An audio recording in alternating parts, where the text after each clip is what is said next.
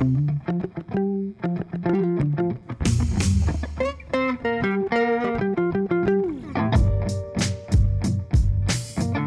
welcome to X Garage. This is Jake. Today I got a special guest on, Chris Wineland, the comedian.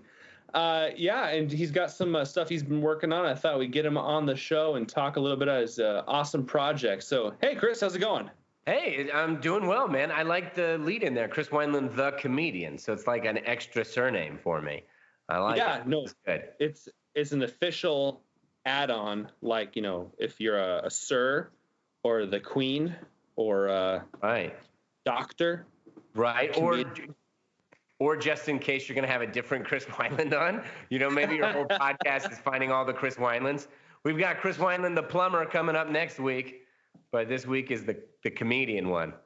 Speaking of which, Ethan, did we actually get Chris Wineland, the plumber, scheduled? Good luck. Okay. You're not going to get him. He's hard to get. He's a hard get. Okay. I'm telling you. Gotcha. Okay. Darn it. Okay.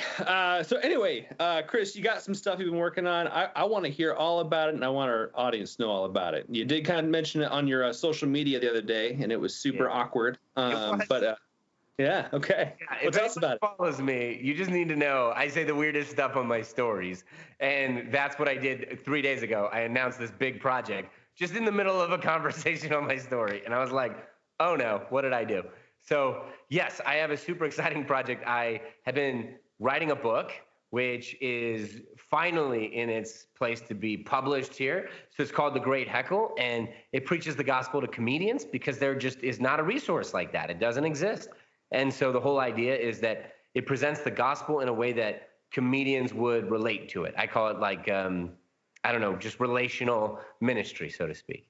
Yeah, for sure. Well, I started reading the book. I wasn't able to finish it, but it is a really cool concept, and I think stuff like that is needed because you find, like, whatever profession you go into. I studied music to my master's degree. People, especially the further you go in an industry, they start speaking a different language, and so I find that it's easier when you are kind of talking with somebody that is intentional about that. Was that kind of what you were going with? For sure. I think the interesting part of it was that I've had all of this history of comedy in my head because I'm a nerd, and then I also have the Word of God, and I just always obviously study the Word of God and the Gospels and everything like that. And so 4 years ago I was in Chicago and I was at a church, and all of a sudden something hit me because I had been trying to get some of my comedian friends from Second City to come to church, and a lot of them were just like, no, and they had strong opinions as to why they didn't want to go to church or, and everything like that. And I thought, man, if only there was like a book that I could just hand them that whenever they're done talking, I could just say, just go home and read this book and it'll explain the gospel. And, and so it does that. Basically, it breaks up the story of Jesus. And it says, let's imagine that Jesus was the greatest performer to ever live. And I know when you say that, it can make you go, oh, well, what are you saying about Jesus? I'm not saying that, because real performers, a real performer is honest. They want to stand with the truth of what they stand for, and they really want to make a huge difference in the world and in the culture, and then they stand up for justice. And so that's why, if you look at the history of comedy, there was, stand-up comedy started in the United States, and so when it came into, it was actually a guy that was just sick and tired of throwing pies in a face because he was a vaudeville act. And he was just sick and tired of it. So he just got up on stage and he left the pie. It was his time to do a set. He left the pie on a table and he just walked out and he just started talking about his life, about his day. And that was the very first stand-up comedian. And everybody just looked at each other and was like, what's happening? We got another pause here. Oh, no problem. I'm just going to keep on snapping until something happens. How long was it paused? There was a connection lost. There was a problem with the network. There was oh, there he is again. All right, hey. I was snapping to revive. I have to stop using AOL. Okay, it doesn't seem to be connected. Are you actually using AOL, or is that just you being a funny man? No, it still does the whole. Damn! We lost the connection again. No, I'm actually not using AOL. I'm using Cox. It's Supposed to be good. You disappeared again. The last thing I heard was, I'm using Cogs. No, Cox Internet. So you were just being a funny man. That's when things cut off. I turned it on, Oh my gosh. So I'm gonna lose. You? I'm not sure. Honestly, I don't really care. I think it's hilarious. I'm cool with it. Well, we'll make this 10-minute podcast a 10-second podcast, and then you'll just split it up into different episodes. So sounds good. Sounds good, man. I don't want to give too much of the book away. So if you don't want to go that direction, just let me know. I loved the opening. I thought it was hilarious, and I won't go there. But I do want to ask you about the premise of the book. Yes. So you talked about Jesus being the greatest performer, and you were starting to talk about him being honest and kind of going that direction. Can you kind of tease that out for me a little bit? Yeah. So we know that the Word of God says that Jesus is truth, right? So he is truth. Therefore, everything he speaks is truth. And so when he speaks to people in Matthew, Mark, Luke, and John, when he's in the Gospels and he's talking to somebody, he says something that reveals a truth in that person's heart or in that person's life.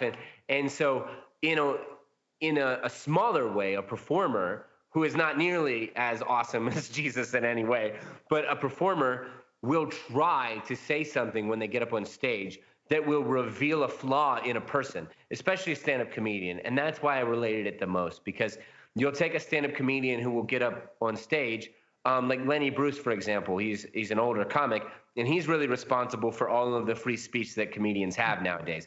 And of course, we ruin that by just saying whatever you want, at an open mic, which is terrible. But Lenny Bruce, he really, at his time, this was a time where the Catholic Church was very well respected. Now not so much, but in his time it was very, very, very well respected. You would never make fun of the Pope or the father of your church.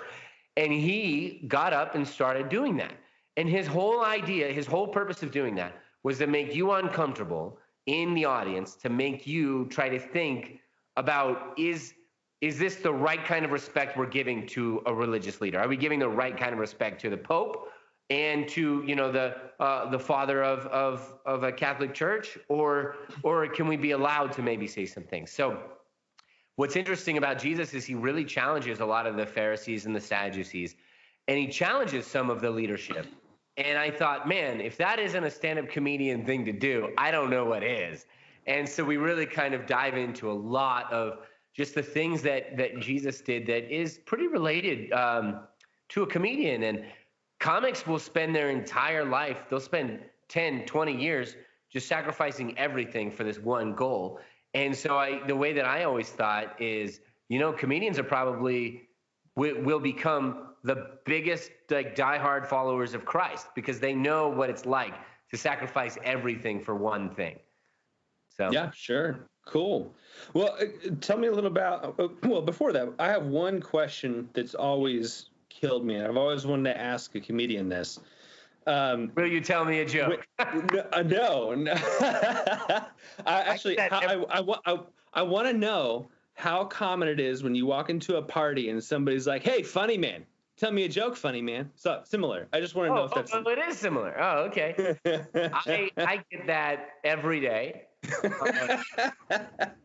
I do. My problem is I don't entertain it as much. Like, honestly, I'm a jerk. I feel bad, but I don't, because you just have too many people say it. And my thought too is like, I don't want the ball to be in your court, because then you're not going to laugh at anything. So if a person walks up and they're like, "Tell me a joke," then automatically in this American Idol world, that person is now the Simon Cowell, and he's put me on stage for him to judge. And so this used to be years ago where somebody would be like, "Tell me a joke," and I would, and at the end they would be like, "Yeah, not bad," and then walk away. I'm like, no, you can't do that. How dare you? So instead, I would say, "Nah," just like that. I'd just be like, "Nah, not really gonna do it." And then I would make it a point, because I don't hate the person, right? So then I would just make it a point to tell a joke or a story later on. Like I would I would make them laugh later, but I'm not going to just tell a joke because somebody asked me to. Sure. Yeah. But it's also your craft, and Yeah. you wouldn't ask a plumber to come Right. in and, hey, I got a sink I need you to fix since your hair anyway. Right. That's the old adage. Although I will say we have a friend right now, my wife and I, that she is getting, she's becoming a doctor, and we're already asking her for things all. Like, I have this weird My back really hurt. right here. Can you look at this for free, please? So I do it to the doctor profession. Well, that's understandable. That's life and death. So I mean, It is, yeah. That's a good point. That's what I'm going to have to tell my friend that. Awesome. Cool. So before we end this segment, where can people find you? Where can they find this book? When should we expect it? Yeah, so the book, once again, is called The Great Heckle, and it is going to be up for pre-sales pretty soon here, but I believe our release date is going to be in May. I have yet to pick the exact date, but we're looking right around May. We're going to have pre-sales here in the next month at least, and you can go into chriswineland.com, or I'm always on social media at Chris Wineland Comedy everywhere, and I'm putting up daily jokes to make you laugh pretty much all the time. Cool. And we're going to be putting that stuff in the description box as well. So go ahead and take a look at that. And let's check out this book. Even if you don't read it, download it because it makes a difference. You don't have to, I mean, who even reads books anyway? So just get the book. Cool, man. Hey, well, thanks for coming on. I really appreciate it and looking forward to getting that book out. And man, see you around. Thanks for having me. I appreciate it. Absolutely.